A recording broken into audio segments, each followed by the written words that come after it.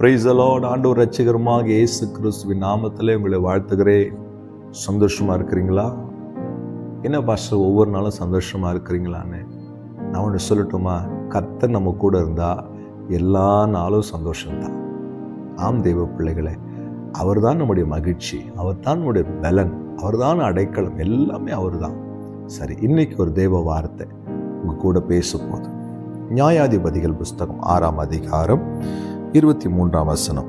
அதற்கு கர்த்தர், உனக்கு சமாதானம், பயப்படாதே, நீ சாவதில்லை என்று சொன்னார். இந்த வார்த்தை கிதியோனை பார்த்து கர்த்தர் சொன்ன ஒரு வார்த்தை. ஒரு சமாதானம் இல்லாத ஒரு நிலைமையிலே கிதியோன் இருக்கிறாங்க. இஸ்ரவேல் ஜனங்க இருக்கிறாங்க. கஷ்டப்பட்டு அவங்க விதைக்கிறதையும் அறுக்கிறதையும் மீதியானர் வந்து பறித்து கொண்டு போயிடுவாங்க. வாழ்க்கையில் ஒரு நிம்மதி இல்லை. எவ்வளோ கஷ்டப்பட்டாலும் அதை எதிரி கொண்டு போயிடலாம். ஒரு நிம்மதியில் ஒரு சமாதானம் இல்லை. உள்ள உடஞ்சி போன நிலைமையில் இருக்கிற அந்த மனிதனை சந்தித்து கர்த்தர் சொல்லாரு, உனக்கு சமாதானம், பயப்படாத. அன்பு தெய்வ பிள்ளைய, கஷ்டப்பட்டு உழைக்கிற பாஸ்டர், எங்கெங்கேயோ ஓடி சம்பாதிக்கிறோம். ஆனால் எல்லாம் வட்டிக்கும் மற்ற காரியத்துக்கும் போயிடுது. கையில் ஒன்றும் இல்லை, ஒரே போராட்டம். வாழ்க்கையில் ஒரு நிம்மதி இல்லை, ஒரு சமாதானம் இல்லை. ஏன் வாழறோன்னு கேள்விக்குறியோடு வாழறோன்னு எத்தனையோ பேர் நினைக்கிறீங்கல்ல. ஆண்டவர் உங்களை பார்த்து சொல்றாரு, உங்களுக்கு சமாதானம், நீ பயப்படாத. ஆண்டவர் சமாதானத்தை கொடுக்கிற தேவன்.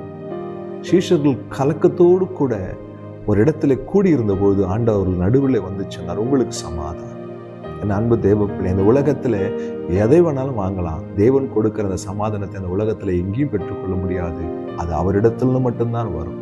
ஒருவேளை ஏதோ ஒரு காரியத்துல உங்க சமாதானத்தை இழந்து யாரோ ஒரு மீதியானியர் உங்கள் வாழ்க்கையில உங்களை மேற்கொண்டு, வியாதி என்கிற மீதியானியர், வறுமை என்கிற மீதியானியர், கடன் என்கிற மீதியானியர், போராட்டம் என்கிற மீதியானியர்கள், ஏதோ ஒரு மீதியானியர் உங்களுக்கு எதிராக எழும்பி உங்கள் சமாதானத்தை பறிச்சிட்டு இருக்கிறாங்களா? இன்னைக்கு உங்களுக்கு சமாதானம் உண்டாகும். நீங்க எதிர்பார்க்கிற சமாதானத்தை காட்டிலும் மேலான தேவ சமாதானம் உங்கள் உள்ளத்தையும் உங்கள் இல்லத்தையும் நிரப்ப போகுது. ஆமென். கவலைப்படாதீங்க. இனி நீங்க மீதியானியரை பார்க்க மாட்டீங்க. கர்த்தர் உங்க கூட இருக்கிறார். கர்த்தர் கிதியோனை பார்த்து சொன்னார், பராக்கிரமசாலியை, கர்த்தர் உன்னோடு கூட இருக்கிறார். கர்த்தர் உங்க கூட இருந்தார்னா இனி உங்களுக்கு எதை குறிச்சும் பயம் இல்லை. சமாதானம் மட்டும்தான் உங்க வாழ்க்கையில இருக்கும். சந்தோஷம் தானே? பெற்றுக்கொள்வதுக்கு ஆயத்தமா இருக்கிறீங்களா? ஜெபிக்கலாமா?